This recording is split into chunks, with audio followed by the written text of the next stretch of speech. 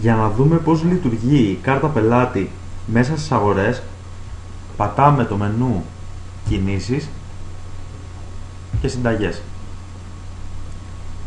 Αρχικά, για να περάσουμε τις αγορές κάποιου πελάτη, πρέπει στο ασφαλισμένος να σκανάρουμε τον barcode της κάρτας που του έχουμε δώσει.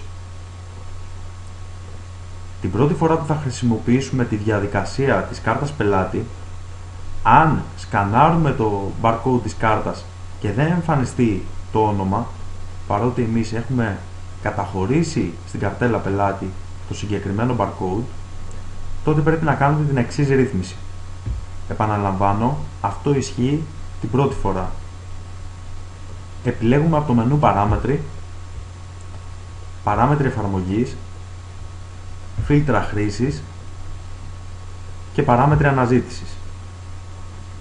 Στο παράμετροι αναζήτησης που υπάρχει κάτω αριστερά, επιλέγουμε από το επιλογές πελάτες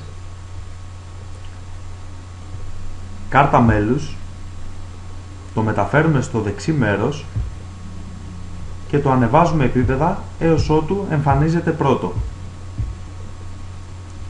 Έπειτα πατάμε έξοδος, εφαρμογή, OK και OK. Τώρα πλέον, μέσα στις συνταγές, πληκτρολογώντας ή σκανάροντας το barcode του πελάτη, πρέπει στο ασφαλισμένος να εμφανίζεται το όνομά του. Αφού εμφανιστεί το όνομά του, περνάμε στις αγορές. Ας πούμε ότι ο συγκεκριμένος έχει αγοράσει από το προϊόν αυτό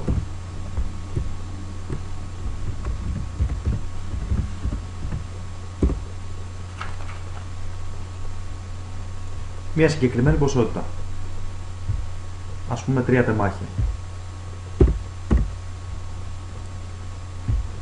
Προχωράμε στην επόμενη αγορά του.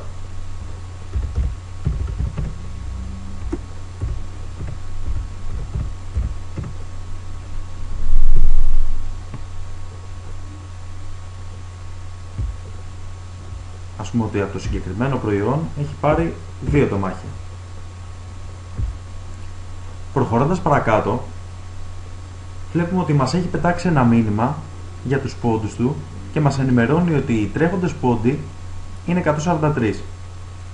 Αυτό μας εμφανίζεται γιατί έχουμε βάλει στο συγκεκριμένο παράδειγμα μία προειδοποίηση στόχου στο 80%. Αυτό βοηθάει το φαρμακοποιό σε περίπτωση που πλησιάζει το στόχο που στο συγκεκριμένο παράδειγμα είναι 150 πόντι, να κάνει μία προωθητική ενέργεια προς τον πελάτη, έτσι ώστε ο πελάτης να φτάσει το στόχο του τον τελικό και να επιφεληθεί από τα προνόμια του φαρμακείου.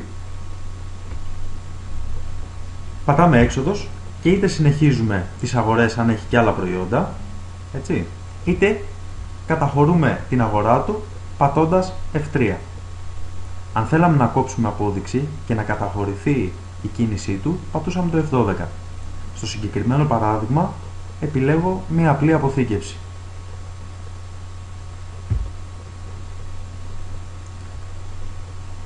Αυτή τη στιγμή οι πόντοι του έχουν καταχωρηθεί στο σύστημα. Οπότε την επόμενη φορά που θα έρθει για αγορά ο συγκεκριμένος πελάτης, ξανασκανάρω το barcode της κάρτας του, μου πετάει ένα μήνυμα αρχικά ότι αυτός ο πελάτης πλησιάζει το στόχο του και αφού περάσω τις αγορές του,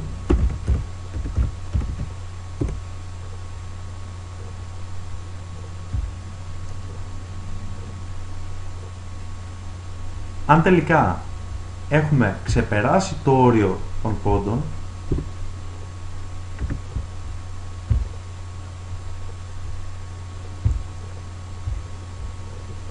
στην τελική μου καταχώρηση θα μου εμφανίσει το μήνυμα εξαργύρωσης πόντων. Το μόνο που έχω να κάνω είναι να κλικάρω το πλαίσιο στα δεξιά των πόντων και να πατήσω εξαργύρωση.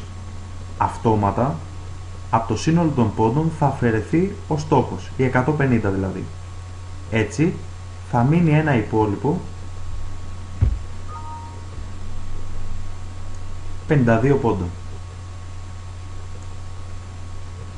Αν εγώ για κάποιο δικό μου λόγο θέλω να τσεκάρω πόσους πόντους έχει σαν υπόλοιπο κάποιος πελάτης,